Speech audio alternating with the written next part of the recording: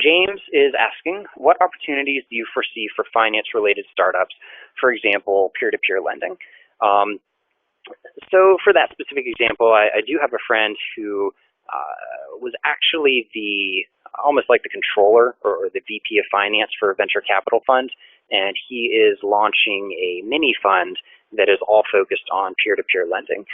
So there are different finance-related industries that are pretty big right now. Peer-to-peer lending is one of them. Crowdfunding is one that we're more on the tail end of. Bit is probably the biggest one right now. So first, I would caution not to look at things from the perspective of what are the opportunities in this industry.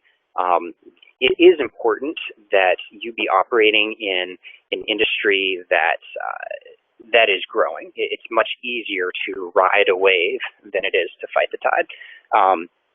So it is important in that sense, but don't approach it from the perspective of finding the right industry. That's something that I tried to do.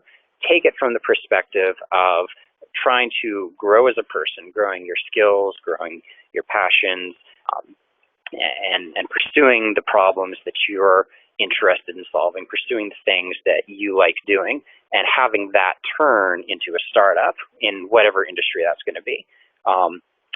One thing that I'll mention again is if you're starting in peer-to-peer lending or whatever industry you choose, there's a pretty good chance you end up with a company in a completely different industry.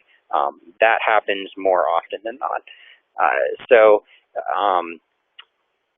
There are plenty of opportunities for startups, and in this context and with this audience, I would say, I assume most of us are finance people. Often, because our skills are finance skills, things like peer-to-peer lending or Bitcoin may be natural extensions of our skills. So this is the situation where that skills circle is getting larger and maybe overlaps with an opportunity. So that's definitely something that people here should pay attention to.